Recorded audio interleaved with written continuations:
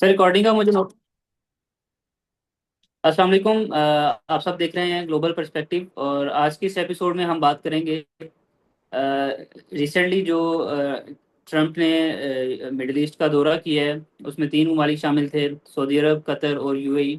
उसमें क्या क्या डेवलपमेंट्स हुई, क्या क्या डील्स हुई, और वापस जाके जो ट्रम्प ने अपने बयानात दिए हैं उसका ग्लोबल जो एक टोटल पॉलिटिक्स है, इस पे क्या असर पड़ेगा। तो हमारे साथ मौजूद हैं डॉक्टर हसन फरूक मुशवानी, और इनके साथ हम अब बात करेंगे इसी हवाले से। सर कैसे हैं आप, ठीक हैं? जी अल्हम्दुलिल्लाह, बहुत शुक्रिया। सर आपका थोड़ा ओवरव्यू दें कि जो ट्रम्प ने रिसेंटली लास्ट वीक जो दौरा किया है मिडिल ईस्ट का, उसके हवाले से आपके क्या तासुरात हैं इसके बारे में? जी, जब से डोनाल्ड ट्रंप ने ऑफिस संभाला है तो ये मिडिल ईस्ट का उनका पहला दौरा है।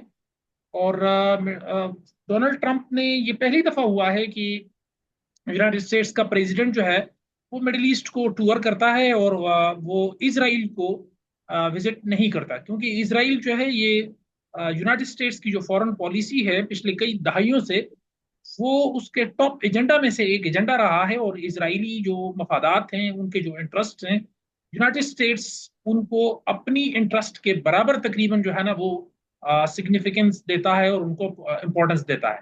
तो मिडिल ईस्ट का ये जो डोनाल्ड ट्रंप साहब का दौरा था, ये 3 दिन पे मुश्तमिल दौरा था और 3 कंट्रीज का विजिट था। इसमें तमाम जो अरब हुकूमतें हैं या तमाम जो अरब बादशाहते हैं, उन्होंने अपनी तरफ से पूरी कोशिश की कि डोनाल्ड ट्रंप को हर हवाले से जो है ना उनको खुश किया जा सके, उनकी अपीजमेंट की जा सके, उनका जो है ना एक शानदार किस्म का इस्तकबाल किया जा सके। लेकिन जो अरब वर्ल्ड है, उनकी जो प्रायोरिटीज हैं, उनकी जो कल्चर है, वो शायद डोनाल्ड ट्रंप साहब की जो पर्सनैलिटी है वो उससे बहुत ज्यादा मैच नहीं कर रहे थे। अब बार बार ये चीजें नजर आ रही थी। आप देख लें कि जिस वक्त वो सऊदिया की जो वो है जो पैलेस है, उसके अंदर जब मोहम्मद बिन सलमान के साथ उनका एक वो हो रहा था, यानी जो उनका वो फोटो सेशन हो रहा था या मीटिंग हो रही थी, तो आपने देखा होगा कि जब उनको वो जो सऊदी एक स्पेशल ड्रिंक है जिसको वो गावा या कावा कहते हैं, वो पेश किया गया, तो डोनाल्ड ट्रंप ने उसको पीना मुनासिब नहीं समझा। और यहाँ से यानी आप कह लें फिर उस तरह की जो अरब डांस, और फिर उनको जो है ना यानी शाहीन्स और वो सारी चीजें, तो हर जगह पे डोनाल्ड ट्रंप की केमिस्ट्री और अरब कल्चर में एक गैप नजर आया। लेकिन हम ओवरऑल ये कह सकते हैं कि इस दौरे को यूनाइटेड स्टेट्स के पॉइंट ऑफ व्यू से और डोनाल्ड ट्रंप के पॉइंट ऑफ व्यू से हम इसको एक सक्सेसफुल दौरा इस वजह से कह सकते हैं कि 4 साल की मुसलसल जद्दोजहद के बावजूद जो जो बाइडन थे वो $1 ट्रिलियन के करीब इन्वेस्टमेंट अरब दुनिया से नहीं ले सके। बल्कि पिछले कुछ अरसे में जो बाइडन के एरा में स्पेशली अगर आप देखें, तो सऊदी अरब और ईरान के दरमियान में जो सालिसी है उसमें चाइना बहुत वाजे तौर पे अपना किरदार अदा करता हुआ नजर आया। तो मैं ये समझता हूँ कि डोनाल्ड ट्रंप ने वो जो डैमेज वर्क है उसको रिकवर करने में भी, अमेरिकन जो परसेप्शन है या American influence in the middle east है, उसको रिकवर करने में भी अपना पूरा यानी उसने अपनी एफिशिएंसी दिखाई है। और इन्वेस्टमेंट पॉइंट ऑफ व्यू से भी उसने जो है ना अरब वर्ल्ड से एक अच्छा खासा, यानी आप कह सकते हैं कि एक गुड टेक अवे के साथ वो यहाँ से गए हैं। ठीक है। तो सर आपके आपके हिसाब से ईरान के हवाले से क्या अपडेट्स हैं? लाइक ट्रम्प ने ईरान के हवाले से क्या तासुरात जाहिर किए हैं अभी? जी, डोनाल्ड ट्रंप साहब जो हैं ये चूंकि इनके बारे में जो दुनिया का ये परसेप्शन है कि ट्रंप कैन डू एनीथिंग, तो यही वो डोनाल्ड ट्रंप हैं कि जिन्होंने जो जाइंट जो जेसीपीओ है, जो ईरान न्यूक्लियर डील का जो एक एग्रीमेंट था, लास्ट उनकी जो टर्म था प्रेसिडेंशियल, उसमें यही डोनाल्ड ट्रंप साहब थे कि यूनिलेटरली उन्होंने इससे विड्रॉल का ऐलान किया कि जी हम इसमें से निकल जाते हैं जी। अच्छा, अब की बार उन्होंने मिडिल ईस्ट में आके स्पेशली ईरान को ये मैसेज दिया है कि ईरान जो है यानी यूनाइटेड स्टेट्स की ये प्रायोरिटी है कि they want to see Iran as a successful country, as a great country. But एक ही कंडीशन उन्होंने रखी है कि आपको अपनी न्यूक्लियर प्रोग्राम को गिव अप करना होगा, उसको तर्क करना होगा। यहाँ पे आप ये कह सकते हैं कि जिसे कहते हैं ना ये carrot and stick in both hands. एक तरफ उन्होंने उनको कैरेट दिखाया कि जी आपको हम जो है ना यानी मेन स्ट्रीम में लाना चाहते हैं, आपके साथ अपनी जो जो रिलेशनशिप है उसको इम्प्रूव करना चाहते हैं। लेकिन साथ में उन्होंने ये कहा है कि वो जो ओलिव ब्रांच में उनको प्रेजेंट कर रहा हूँ, यानी जो निगोशिएशन की या जो उनके साथ नॉर्मलाइजेशन ऑफ टाइज की जो मैं अनाउंस कर रहा हूँ, तो अगर ईरान उसको पॉजिटिवली रिस्पॉन्ड नहीं करेगा तो it will have to suffer the consequences. साथ में धमकी भी दी उन्होंने कि अगर आप मेरी बात नहीं मानेंगे तो फिर जाहिर सी बात है, फिर आपको उसका खमियाजा भी भुगतना होगा।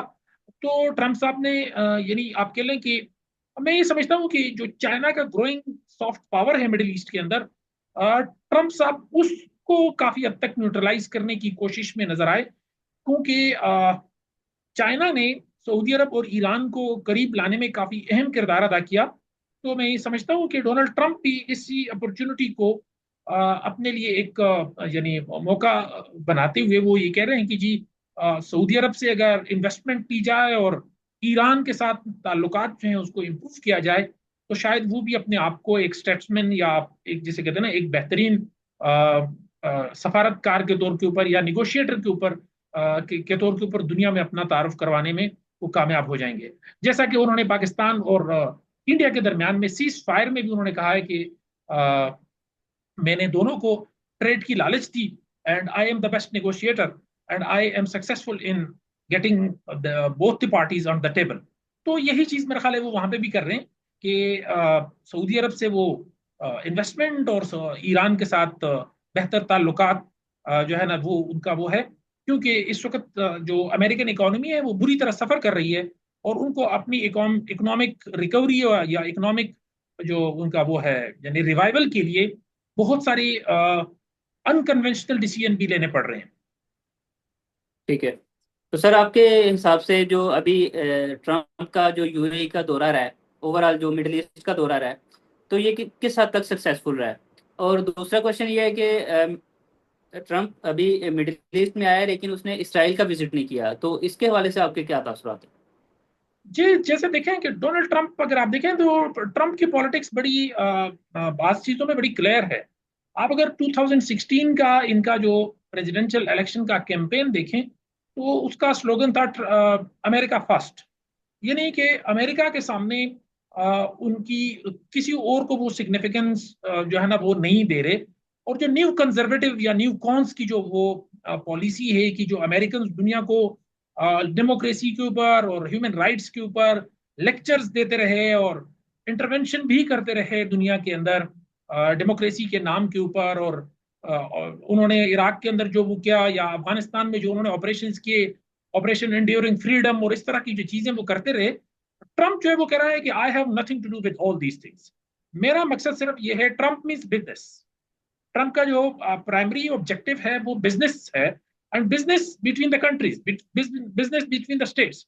उन मुल्कों के अंदर क्या हो रहा है, वहां डेमोक्रेसी है या नहीं है, ह्यूमन राइट्स हैं या नहीं है। अगर आपको याद हो तो कमाल खशोगी के केस के ऊपर जो बाइडेन जो है वो बिल्कुल उसको यानी वो करने वाले थे, सऊदी अरब को के ऊपर सैंक्शन लगाने का की बातें हो रही थी। लेकिन ट्रंप कहते हैं मुझे इससे कोई गरज नहीं है।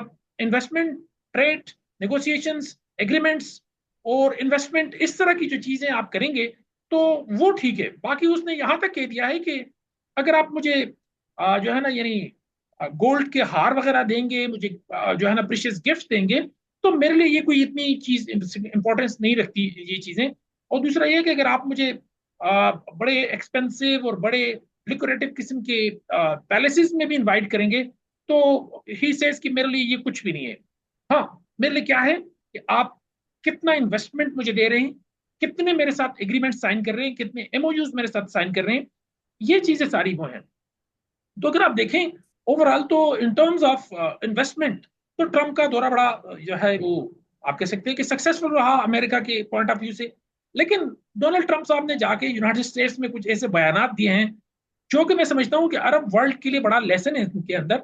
वो कह के गए हैं कि जी they not know nothing about negotiation और जो वो है डिप्लोमेसी और उस तरह की चीजें। और वो बस सिर्फ जो है ना वो बातें करते रहते हैं। वो कहते हैं मैंने एक ही धमकी में उनसे कह दिया है कि come on sign the agreements and no wastage of time. तो इस तरह की जो चीजें हैं वो अरब वर्ल्ड को सोचने की जरूरत है कि जी जो अपीजमेंट की पॉलिसी उनकी हमेशा से रही है वेस्ट की तरफ या स्पेशली यूनाइटेड स्टेट्स की तरफ, उसका कितना यानी वो है, ट्रिलियंस ऑफ डॉलर्स की आप इन्वेस्टमेंट करके दे के जा रहे हैं, भेज रहे हैं उसको, और आप एक भी कम से कम सीज फायर का भी अनाउंस नहीं करवा सके, या आपकी इंटेंशन नहीं थी गजा के अंदर। बल्कि डोनाल्ड ट्रंप अपने बयान पे अभी भी वो था कि मैं अभी भी उस अपनी बात से पीछे नहीं हटा कि उसको डीपॉपुलेट किया जाए गजा को, और इसको अमेरिका के हवाले किया जाए। तो अगर आप देखें तो ये जो इसराइल और पैलेस्टाइन का इशू है, ये तो अब इसराइल पैलेस्टाइन का बना है। वैसे तो ये अरब इसराइल कॉन्फ्लिक्ट था, और अरब वर्ल्ड जो है वो आहिस्ता आहिस्ता इस मामले से या इस इश्यू से अपने आप को डिटैच करते रहे। तो मैं ये समझता हूँ कि अरब वर्ल्ड की जो सफारतकारी है, ये इसके ऊपर बहुत बड़ा सवाल है कि आपने यानी एक शख्स को ट्रिलियंस ऑफ डॉलर्स की इन्वेस्टमेंट दी, और वो वापस जाके उधर से यहाँ पे भी वो कह रहा है कि मैंने उनको थ्रेट किया कि जी आप आए और बैठे जरा टेबल पे और टाक करें, और टाक भी करने की जरूरत नहीं है, बताएं साइन कहाँ पे करने, एग्रीमेंट कर दिए, और वापस जाके उसने आपकी क्लास भी ले ली। तो I I think they need to think about कि जी उनको ये सिर्फ डायनेस्टी पॉलिटिक्स से हट के उनको बहुत सारे जो की पोस्ट हैं उसके ऊपर मेरिट बेस्ड अपॉइंटमेंट्स और उस तरह की चीजें करने की जरूरत है, ताकि अरब वर्ल्ड जो है वो सफारतकारी में और ग्लोबल पॉलिटिक्स में अपनी जो इम्पोर्टेंस है उसको रियलाइज करवाएं दूसरे एक्टर्स। ठीक हो गया। सर एक एक एक मेरे और क्वेश्चन मेरे जहन में आ गया कि जब ट्रम्प ने दौरा किया है मिडिल ईस्ट का, तो उसने अपनी ख्वाहिश का इजहार किया है कि मैं ये चाहता हूँ कि इसराइल को जो अरब वर्ल्ड है वो रिकग्नाइज कर ले, इसराइल को एक्सेप्ट कर ले। तो इस हवाले से अभी क्योंकि उसने जस्ट ख्वाहिश का इजहार किया, उसने शर्त नहीं रखी, तो आने वाले वक्त में आपके हिसाब से क्या डेवलपमेंट हो सकती है इस हवाले से? जी मैं समझता हूँ कि अरब वर्ल्ड तो ऑलरेडी काफी हद तक उन्होंने इसराइल को अ, यानी आप कह सकते हैं कि अपरेंटली अगर नहीं है, अगर अनाउंस नहीं भी किया है, तो बिहाइंड द सीन उनके इसराइल के साथ नॉर्मलाइज्ड रिलेशंस हैं, उनका ट्रेड चल रहा है, इसराइल के बहुत सारे लोग यूएई वगैरह में आते हैं। सऊदी अरब अपरेंटली थोड़ा बहुत अपने आप को वो दिखा रहा है कि यानी कि वो खादम हरमैन शरीफैन वाला वो उनका जो स्टेटस या वो सारी जो चीजें हैं, वो दुनिया भर की जो मुसलमान हैं उनको एक अपना जो फेशल वो है यानी वो दिखाने के लिए थोड़ा सा वो कर रहे हैं।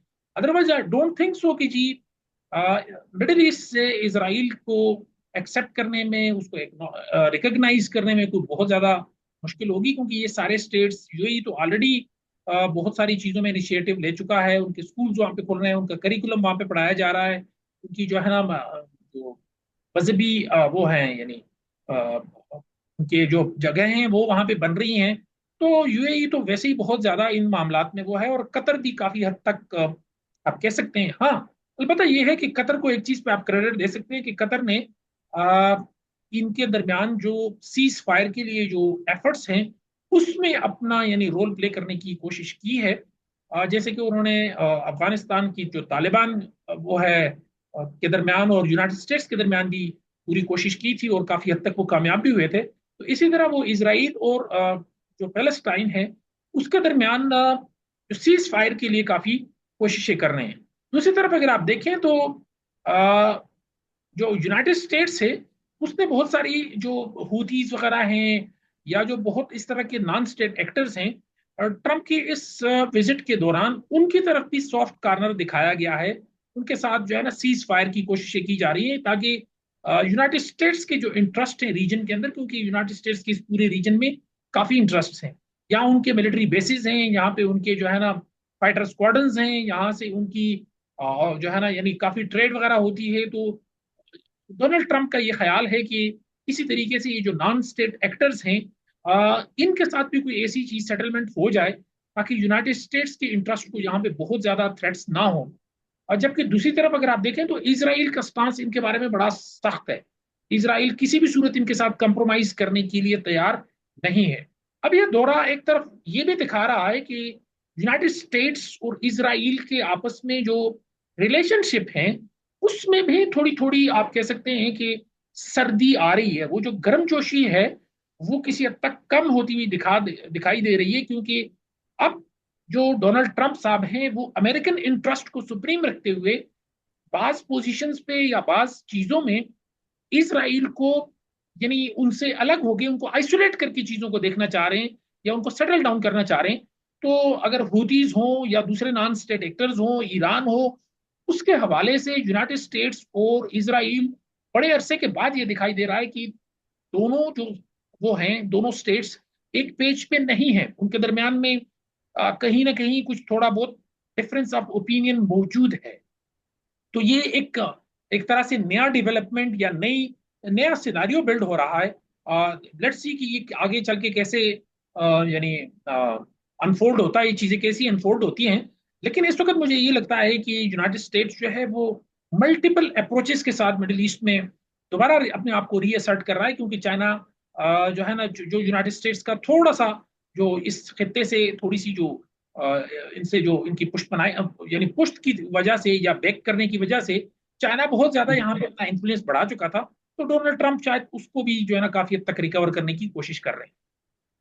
ठीक होगा। तो सर, जो डोनाल्ड ट्रंप ने जाके यूनाइटेड स्टेट्स में जो बयान दिया है अपने मिडिल ईस्ट के अगेंस्ट, कि इन लोगों को जो है वो डील्स का नहीं पता, किस तरह से डील्स की जाती है, नेगोशिएशंस का नहीं पता, तो मैं तो फिर तो हाइफ नहीं लेता, मैं डील्स करता हूँ। हम्म। तो इस इन सब जो बयानात उसने दिए हैं, इसका ग्लोबल पॉलिटिक्स के ऊपर क्या फर्क पड़ेगा? जी, मैंने जैसे अर्ज किया ना कि जो मिडिल ईस्ट के अंदर जो वो है डायनेस्टीज हैं, वो काफी सारी चीजों पे उन्होंने अपना बड़ा स्ट्रिक्ट कंट्रोल रखा है। और बहुत सारी चीजों में वो ये समझते हैं कि यार वो यानी आप कह लें कि जैसे पाकिस्तान हो गया या जो वीकर स्टेट्स हैं, स्मॉलर स्टेट्स हैं, वो जाके उनके साथ निगोशिएट करते हैं, उनसे एनर्जी के डील्स वगैरह करते हैं। तो इन कंट्रीज का जाहिर सी बात है अप्रोच थोड़ी डिफरेंट होती है। फिर दूसरी तरफ अगर आप चाइना देखें तो चाइना के भी इस रीजन में काफी इंटरेस्ट हैं। और चाइना भी बड़ा, उसकी जो फॉरेन पॉलिसी है वो बहुत हाई साउंडिंग नहीं होती, वो बड़ा स्मूथली और बड़े सॉफ्ट जो है ना यानी वो करते हैं, लैंग्वेज यूज करते हैं उसमें डिप्लोमेटिकली।